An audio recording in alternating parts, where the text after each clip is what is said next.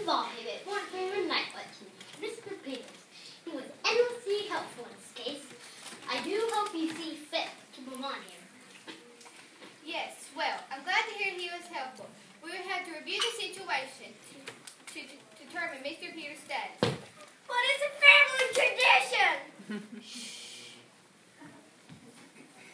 You see, Mr. Phillips, you're going to keep Mr. Peters employed here, and for a very, very good reason.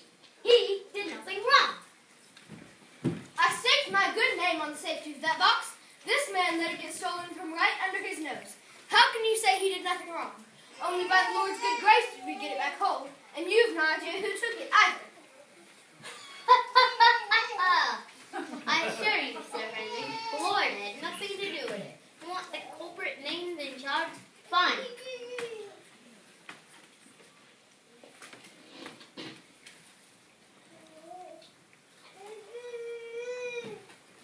What is the meaning of all this secrecy? Explain yourselves. Well, if we must explain, your lordship. You see, axle grease, it was smudged on our rug from Lestrade's boot. Lestrade came to our home straight from the crime scene by coach.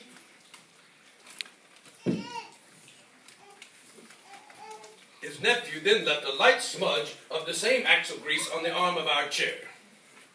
What does that have to do with the trinket box? I'll handle this part, Watson. It's obvious to me that the burglar had grease on his boot, which it deposited on the Fascinating Museum stairs. Lestrade's nephew then slipped on that grease, causing him to fall. This type of axle grease would only be found in the quantity on the boot of a coach driver. Yes, perhaps a coach driver such as Mr. Rossdale here. Mr. Watson, are you? That's Dr. Watson. All right then, Dr. Watson. Are you accusing Sir Henry, your coach driver, of stealing King Everett's trinket box? On what evidence? Axle grease?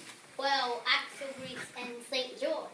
St. George, who is this madman? Phillips, I've just had about enough of this. Just a second, your lordship. I have a feeling my mad friends will have a few deductions through them. Well, I for one certainly hope so, because I've yet to understand how does St. George figure into this case at all. Very simply. You joked about St. George because of mythology. He fought dragons. Yes, go on. My grandmother had a pit and a pole in her garden. It had a drawing of St. George fighting a dragon. When the wind would blow, I would look up and see the pennant fluttering in the wind.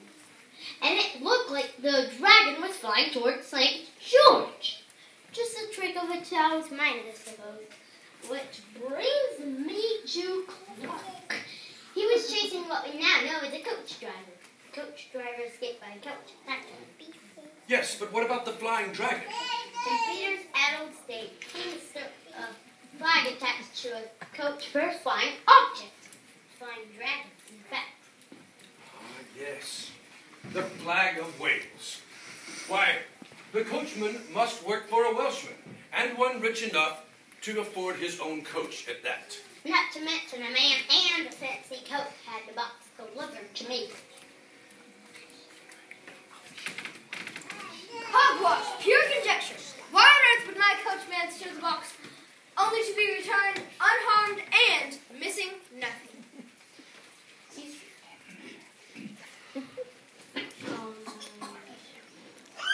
That's what I myself wondered until just an hour ago, when I noticed your mistake, Sir Henry. If there's one thing I cannot stand, it's a sloppy crime takes out the fun out of it. You say the box is missing nothing, but I beg to differ. So, Mr. Holmes, all contents of the box were catalogued and verified to be present. You see, Mr. Phillips, when I examined the box thoroughly, unlike yourself, I noticed a bit of glue stuck to the velvet lining. But the piece is far too old for glue to be used as adhesive. But yes, that would be stating the obvious. The question is, who here understands what the presence of glue indicates? Anyone? The velvet lining was tampered with. Very good, class, and it was covered with water. To remove something that was hidden it all along. And what was that? I have no idea, but I'm about to discover that very thing, Watson. You see, Sir Henry, despite your vehement denials, your right hand has given you away, I'm afraid. No. All evening, sir, and your right hand has been unconsciously touching your coat, assuring me something very valuable is in it. Valuable is it? It is, indeed. Mr. Phillips, take a look at this.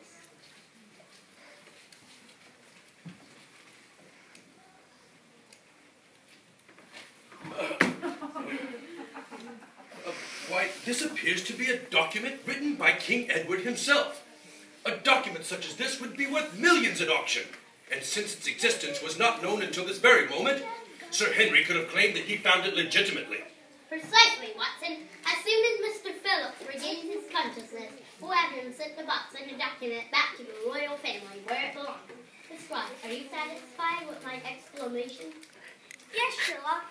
Once again, you've done it. Take him away, Lestrade.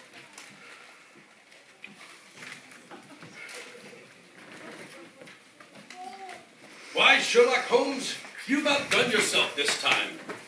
You've recovered a priceless relic, an even more valuable document. You've caught the perpetrators, and you've saved a young man's job. Whatever shall you do next? Same thing we do every night, Watson.